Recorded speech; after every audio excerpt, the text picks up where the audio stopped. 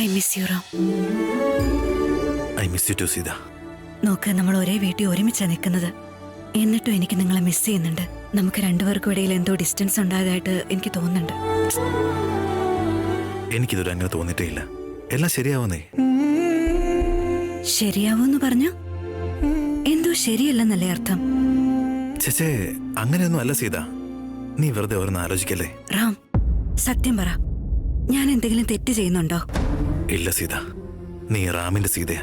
നിനക്ക് ഒരിക്കലും തെറ്റ് പറ്റില്ല സീത. സത്യമാണോ? സത്യം സീത, നീ ഒരു തെറ്റും ചെയ്തിട്ടില്ല. എന്താ പതിവില്ലാതെ നീ ഇങ്ങനെയൊക്കെ സംസാരിക്കുന്നത്? എന്താണെന്ന് അറിയില്ല റാം, എന്തോ ശരിയല്ലാത്തതുപോലെ തോന്നുന്നുണ്ട്. നിങ്ങളെല്ലാം ശരിയെന്ന് പറഞ്ഞില്ലേ, ഇപ്പൊ എനിക്ക് സമാധാനമുണ്ട്.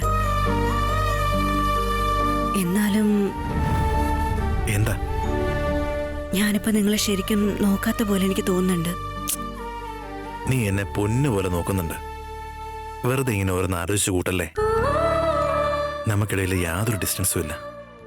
നമുക്കിടയിൽ ഒരു തരത്തിലുള്ള ഡിസ്റ്റൻസും ഉണ്ടാക്കാൻ ആരെ കൊണ്ട് സാധിക്കില്ല സീത.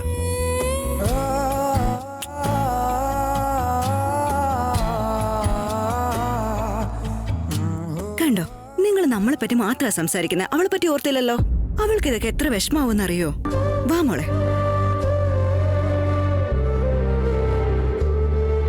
നമ്മൾ 3 പേരെയും തമ്മിൽ അകറ്റാൻ ആർക്കും കഴിയില്ല അല്ലേ റാം? നമുക്ക് 3 പേർക്കും ഇതുപോലെ എപ്പോഴും സന്തോഷായിട്ടിരിക്കാം. ശരി സീത.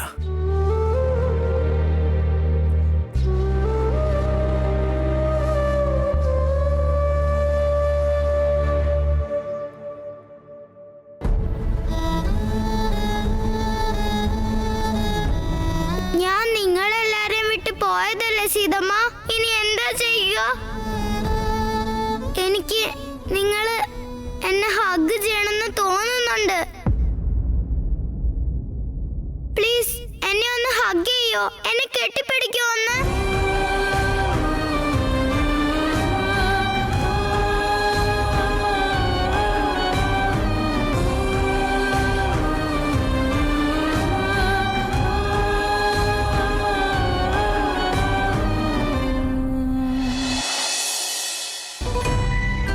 റാം, നമ്മൾ അമ്പലത്തിലേക്കല്ലേ പോകാൻ ഇറങ്ങിയ, എന്തിനാ പാർക്കിലേക്ക് വന്നത്?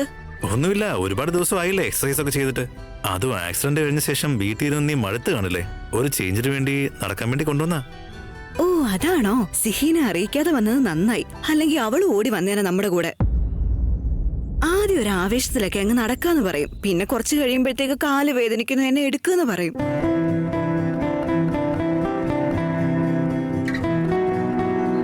Hello. Oh hi Ram. Hi doctor. എന്താ ഇവിടെ? വാക്കിംഗ്. സീത, ഇത് ആരെന്ന് മനസ്സിലായോ? ഹാ, എങ്ങനെ മറക്കാൻ പറ്റും? അന്ന് സിഹിയെ ട്രീറ്റ് ചെയ്ത ഡോക്ടർ അല്ലേ ഇത്? ഡോക്ടർ സുഖമായിരിക്കുന്നോ? ആ സീത, ഐ ആം ഫൈൻ. സീതയുടെ വിശേഷം എന്താ? ഞാൻ സുഖമായിട്ടിരിക്കുന്നു doctor. I'm sorry Seetha, നിനക്കിന്നൊരു കൗൺസിലിംഗ് വേണം. ഹോസ്പിറ്റലിലേക്കാണെന്ന് പറഞ്ഞാ നീ വരില്ല എന്ന് എനിക്കറിയാം. അതുകൊണ്ടാണ് ഞാൻ ഇങ്ങനെയൊക്കെ ചെയ്തത്. സീത, പിന്നെ സിഹിയുടെ വിശേഷം എന്താ? സുഖമായിട്ടിരിക്കുന്നു ഡോക്ടർ. അവളോട് രാവിലെ ഡ്രോയിങ് ചെയ്യുന്ന പറഞ്ഞ് അവിടെ ഇരുത്തിയിട്ട് വന്നതാ. അവൾക്കറിയില്ല ഞങ്ങൾ പാർക്കിലേക്കാ വന്നേന്ന്. പാവം, അല്ലെങ്കിൽ വാശി പിടിച്ചാന് ഞാനും വരുന്നുണ്ട് സീതമ്മ എന്നൊക്കെ പറഞ്ഞിട്ട്.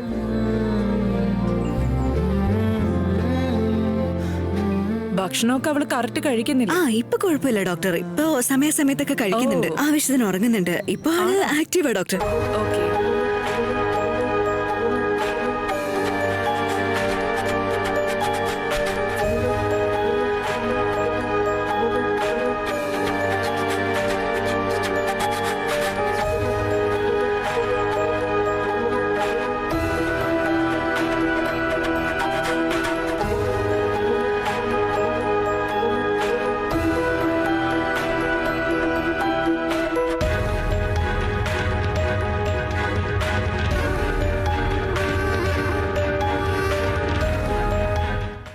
എത്രയും പെട്ടെന്ന് എന്റെ സീതയ്ക്ക് ഭേദമായ മതിയായിരുന്നു. റാം, സീത, എനിക്കെന്തോ ഭയങ്കര ക്ഷീണം പോലെ. ഒരു കാര്യം ചെയ്യേ, നിങ്ങൾ അവിടെ പോയിരിക്കേ. ഞാൻ എന്തായാലും ഒരു റൗണ്ട് ജോഗ് ചെയ്തിട്ട് വരാം. വരുമ്പോ ഞാൻ ഇളനീര് കൊണ്ടുവരാം.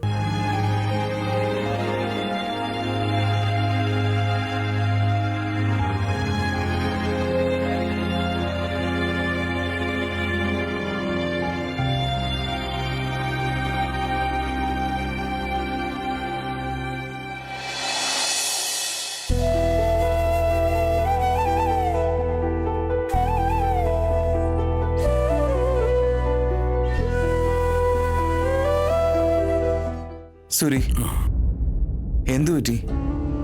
പുസ്തകം കയ്യിലുണ്ടായിട്ടും അത് വായിക്കാതെ എന്തോ ആലോചിച്ചിരിക്കുന്ന എന്താ? പുസ്തകം വായിക്കാനെടുക്കുമ്പോഴൊക്കെ സിഹിയെ ഓർമ്മ വരിക അശോക. ഞാനിവിടെ ഇരുന്ന് പുസ്തകം വായിക്കുമ്പോ ഇവിടെ വന്ന് ഇങ്ങനെ പറഞ്ഞ എന്താ, അങ്ങനെ പറഞ്ഞ എന്താ എന്നൊക്കെ ചോദിക്കുമായിരുന്നു. ഇപ്പോ അവളുടെ ഓർമ്മ മാത്രം. സുരി, ആക്ച്വലി ഞാനും ഈ കാര്യത്തെക്കുറിച്ച് സംസാരിക്കാൻ വേണ്ടിയാ വന്നത്. റാമിന്റെ അച്ഛനും അമ്മയും ഒരു അപകടത്തിൽപ്പെട്ട് മരിച്ചു. കഴിഞ്ഞ വർഷം റാമിന് ആക്സിഡന്റ് ആയി. ഇപ്പോഴാണെങ്കിൽ സീതയ്ക്ക് സിഹിക്ക് ഒരു ആക്സിഡന്റ് ആയി. സിഹി നമ്മുടെ കൂടെ ഇല്ലാതെയായി. എനിക്കെന്തോ ഈ എല്ലാ ആക്സിഡൻസും മാത്രമല്ല. എന്താടാ നീ പറയുന്നേ? ഇതൊക്കെ ആരോ മനഃപൂർവ്വം ചെയ്യുന്നതെന്നാണോ? അല്ലടാ, നമ്മുടെ കുടുംബത്തിന് അങ്ങനെ ശത്രുക്കളാരും ഇല്ലല്ലോ. വാണീന്ദ്രനെ വിട്, അത് കഴിഞ്ഞല്ലോ. ഈ സിഹി ഒരു കുഞ്ഞല്ലേ, അവളെ കൊല്ലാൻ മാത്രം ശത്രുത ആർക്കാ? അപ്പോ സിഹിയെ ആരോ അപായപ്പെടുത്തിന്നാണോ?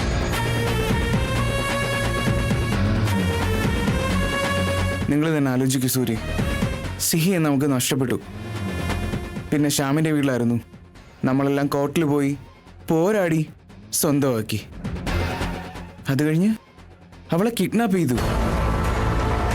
റാമും സുബുവും രണ്ടുപേരും പോയി സിഹിയെ കൊണ്ടുവന്നു. അത് കഴിഞ്ഞ ശേഷം സിഹി ലീഗലി ഈ വീട്ടിലെ മകളാകുന്ന അന്നേ ദിവസം തന്നെ സിഹി ആക്സിഡന്റിൽ പെട്ടു.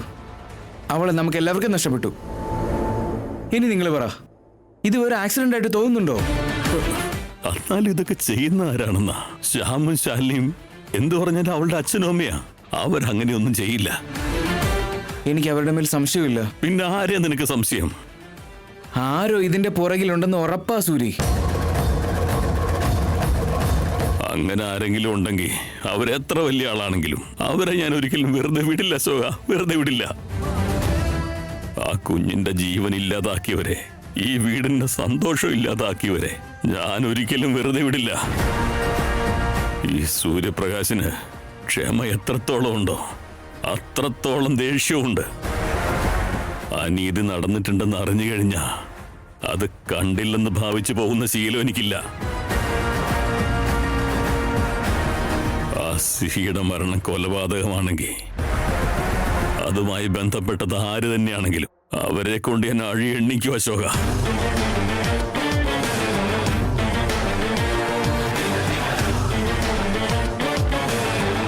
ഞാൻ ആഗ്രഹിച്ചത് ഇതാണ്. ഇപ്പം ഞാൻ ഭാർഗവി മേമയുടെ പേര് പറഞ്ഞാൽ നിങ്ങൾ വിശ്വസിക്കില്ല. അറ്റ്ലീസ്റ്റ് ആരോ ഇതിൻ്റെ പുറകിലുണ്ടെന്ന കാര്യം നിങ്ങൾ അറിഞ്ഞു കഴിഞ്ഞാൽ നിങ്ങൾ അതിൻ്റെ പുറകെ കൂടും. അപ്പോൾ മേമയ്ക്ക് പിടിവീഴും. അത് ഞാൻ നോക്കിക്കോളാം. സിഹിയുടെ മരണത്തിന് ഞാൻ നീതി വാങ്ങിക്കൊടുക്കും. റാമിനെ വേദനിപ്പിച്ചതിന് പ്രതികാരം ഞാൻ ചോദിച്ചിരിക്കും. Thank you Aghosh uncle.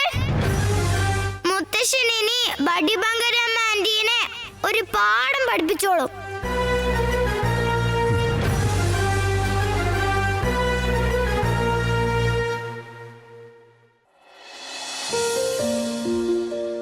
Doctor, സീതയുടെ കണ്ടീഷൻ എങ്ങനെയുണ്ട് ഇപ്പോ? എന്തെങ്കിലും ഇംപ്രൂവ്മെന്റ്സ് ഉണ്ടോ? No Ram, no improvements. Instead of that അവരുടെ മെന്റൽ ഹെൽത്ത് ഒന്നുകൂടെ മോശമായെന്ന് പറയാം. ഡോക്ടർ, അതെ റാം. സിഹി ആ ബൊമ്മയാണെന്ന് കരുതി ഒരു ഇമാജിനേഷനില് അവളൊരു ലോകം തന്നെ ക്രിയേറ്റ് ചെയ്ത് വച്ചിട്ടുണ്ട്. ഇനിയിപ്പോ ഡോക്ടർ അവളെ ഒന്ന് പഴയതുപോലെ ആക്കാനായിട്ട് എന്താ ചെയ്യേണ്ടത്? സിഹി വരണം.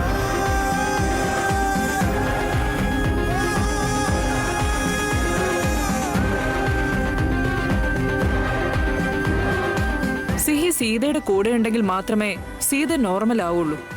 ബട്ട് ഡോക്ടർ, സിഹി ഇനി എങ്ങനെ വരാനാ? സിഹിയെ പോലൊരു കുഞ്ഞ് സീതയുടെ ലൈഫിലേക്ക് വരികയാണെങ്കിൽ അവള് ഭേദപ്പെടാനുള്ള ചാൻസ് ഉണ്ടെന്ന് എന്റെ മനസ്സ് പറയുന്നു. ബട്ട് ഡോക്ടർ, സിഹിയെ പോലെ ഒരു കുഞ്ഞിനെ ഞാനിനി എങ്ങനെ കൊണ്ടുവരാനാ? അതിന് എന്റെ അടുത്ത് ആൻസർ ഇല്ല റാം. ബട്ട് ഇപ്പോ സീതയുടെ ഈ കണ്ടീഷന് ഒരു ട്രീറ്റ്മെന്റ് കൊടുക്കാൻ മകൾക്ക് മാത്രമേ സാധിക്കുകയുള്ളൂ.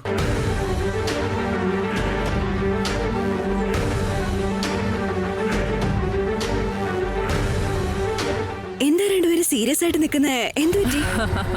നത്തിങ് സീത. റാം, എനിക്ക് ക്ലിനിക്കിലേക്ക് പോകണം. നമുക്ക് പിന്നീട് കാണാം. Take care Sita. Bye Ram. Bye doctor. Bye doctor. Bye. Ram, നിങ്ങൾ എന്താ ഇങ്ങനെ സീരിയസ് ആയിട്ട് നിൽക്കുന്നേ? ഒന്നുമില്ല സീത. ശരി, എന്നാ വീട്ടിൽ പോയാലോ? യാ. സീ കാത്തിരിക്കുന്നുണ്ടാവും. അവൾക്ക് ഭക്ഷണം ഉണ്ടാക്കി കൊടുക്കണം. പൂരി വേണമെന്ന് പറഞ്ഞിരുന്നു. നമുക്കെന്നാ പോയാലോ? അമ്പലത്തിലേക്കും പോകണ്ടേ?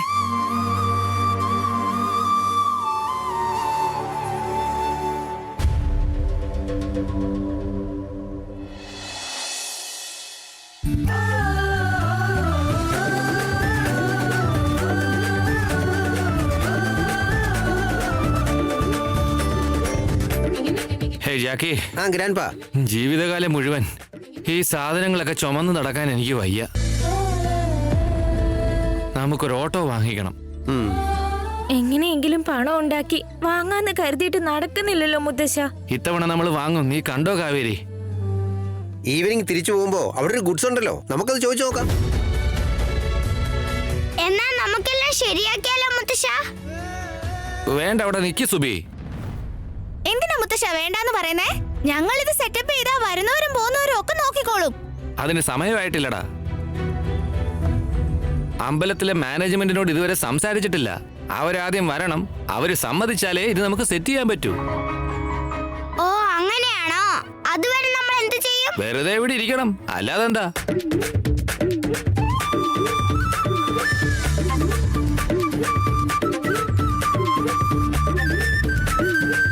മുത്തശ്ശ, എന്താ മോളെ? മുത്തശ്ശ, എന്താ സുബി? എനിക്ക് വിശപ്പ് സഹിക്കാൻ പറ്റുന്നില്ല മുത്തശ്ശ.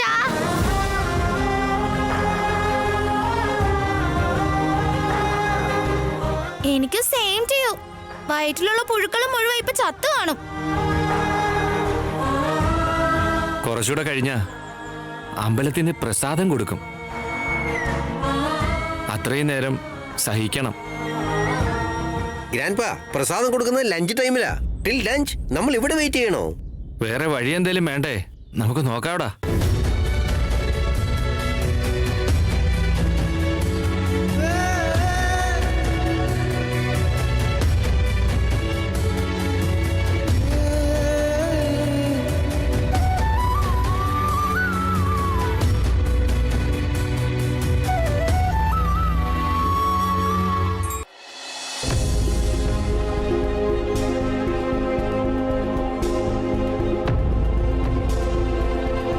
അശോക്, അമ്പലത്തിൽ വെച്ച് റാം നിമഞ്ജനം ചെയ്യുന്നത് സീത കാണില്ലല്ലോ.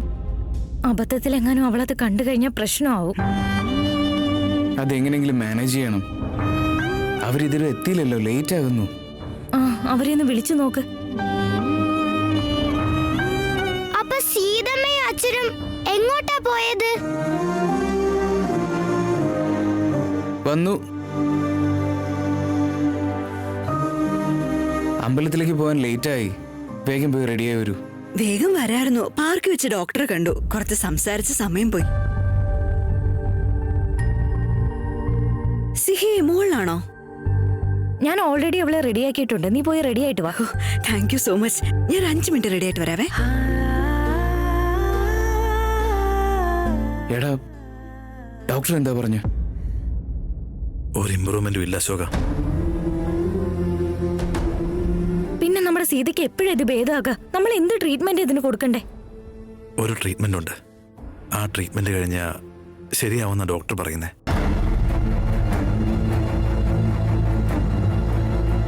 എന്താ അത്?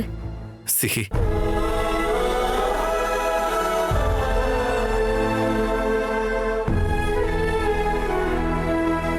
ഡോക്ടർ പറഞ്ഞത് സീതയ്ക്ക് ഭേദമാകണമെങ്കിൽ ഇനി അവളുടെ ലൈഫിലേക്ക് പഴയതുപോലെ സിഹി വരണമെന്ന്. ഇതല്ലാതെ മറ്റൊരു മെഡിസിനും ഇല്ല. ഇത് മാത്രമേ ഉള്ളൂ. ഞാൻ എങ്ങനെയാ അച്ഛാ തിരിച്ചു വരുന്നേ? ഞാൻ മരിച്ചു പോയതല്ലേ?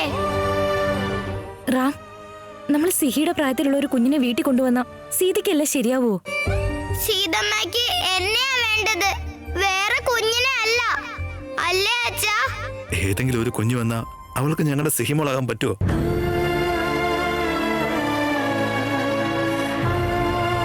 നോ, സിഹിയുടെ നഷ്ടം നികത്താൻ ആർക്കും കഴിയില്ല. അപ്പോ സീത ഇനി ഇങ്ങനെ തന്നെയാകുമോ? എനിക്ക് സീത ഇങ്ങനെ കണ്ടിട്ട് സഹിക്കുന്നില്ല അശോക. ആ ടെനിക്കോ സീതയ്ക്കെല്ലാം ഭേദമായേ പറ്റൂ. പക്ഷെ എങ്ങനെ എന്ത് വേണം, I have no idea Ashoka. Seethamma എങ്ങനെ ആദ്യത്തെ പോലെ ആക്കുക എനിക്കും അറിയില്ല.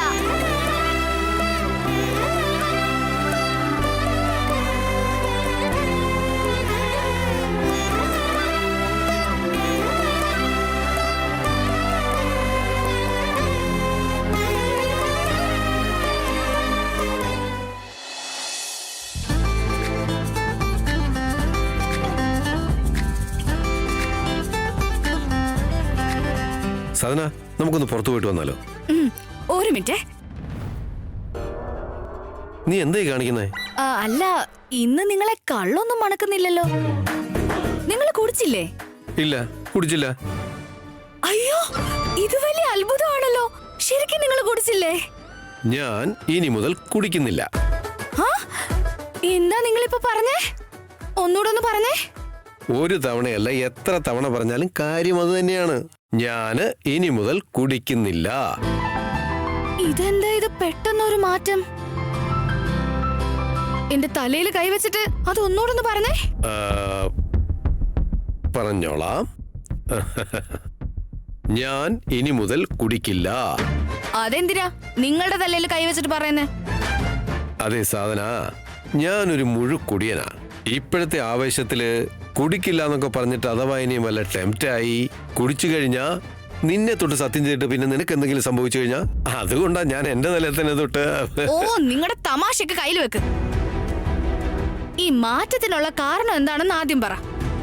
സാധനെ, നമ്മൾ ചില സത്യങ്ങൾ അന്വേഷിച്ചിറങ്ങുമ്പോ അതും ആ സത്യം മറ്റൊരാൾ ചെയ്ത തെറ്റിനെ കുറിച്ചുള്ള അന്വേഷണമാകുമ്പോ ഒരുപാട് കെയർഫുൾ ആകണം. അതെ സാധന, ഞാൻ ഇനി മുതൽ കുടിക്കുന്നില്ല. എന്താ ഇതിന്റെ അർത്ഥം? നിങ്ങൾ എന്ത് സത്യത്തെ കുറിച്ചാ സംസാരിക്കുന്നത്?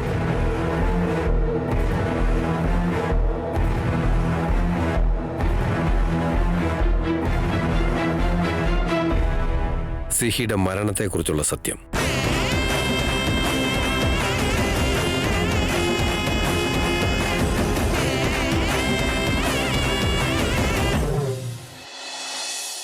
സിഹി, ഇന്ന് നമ്മൾ എങ്ങോട്ടാ പോകുന്നേന്ന് പറ. അമ്പലത്തിലേക്ക് പോവാ നമ്മള്. നിന്റെ പേര് പൂജ നടത്തി അന്നദാനമൊക്കെ നടത്തുന്നുണ്ട് നമ്മള്. വാ വാ വാ വാ, വേഗം പോവാ നമുക്ക്. റാം അമ്പലത്തിലേക്ക് പോവാന്ന് പറഞ്ഞപ്പോ അവളുടെ സന്തോഷം കണ്ടോ?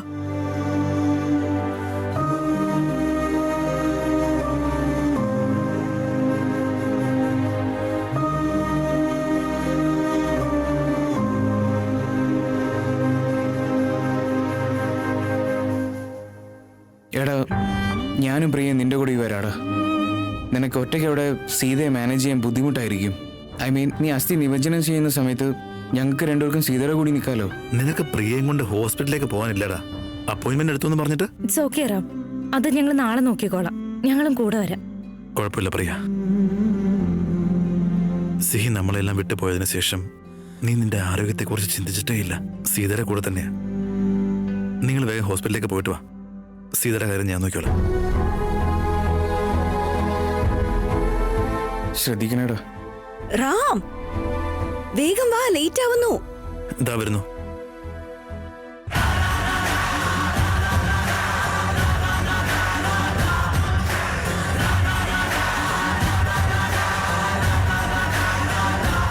അപ്പോ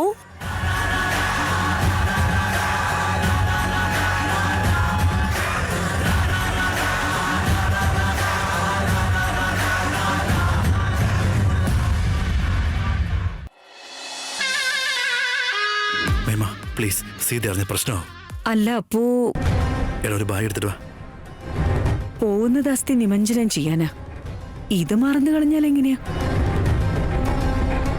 പ്ലീസ്. റാം, റാം എന്താ പറ്റിയേ? ഒന്നുമില്ല സീത, അതേ വരുന്നു.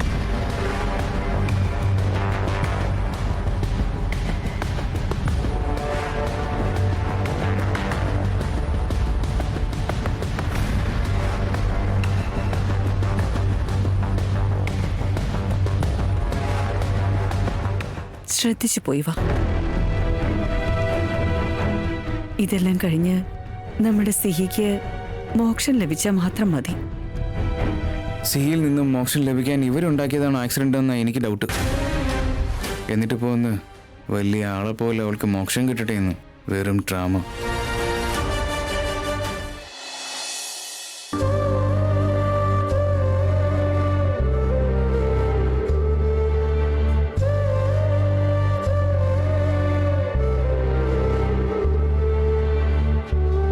സീതമ്മ, എനിക്ക് നിങ്ങളോട് ഒരു തവണ സംസാരിക്കണമെന്ന് തോന്നുന്നുണ്ട്.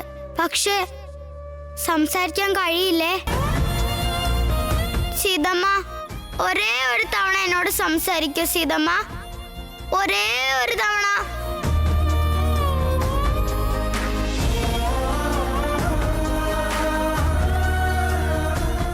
പോയി വരാം മേമ. അച്ഛൻ്റെ ഇപ്പൊ വരും, നമുക്ക് വേഗം പോവാട്ടോ.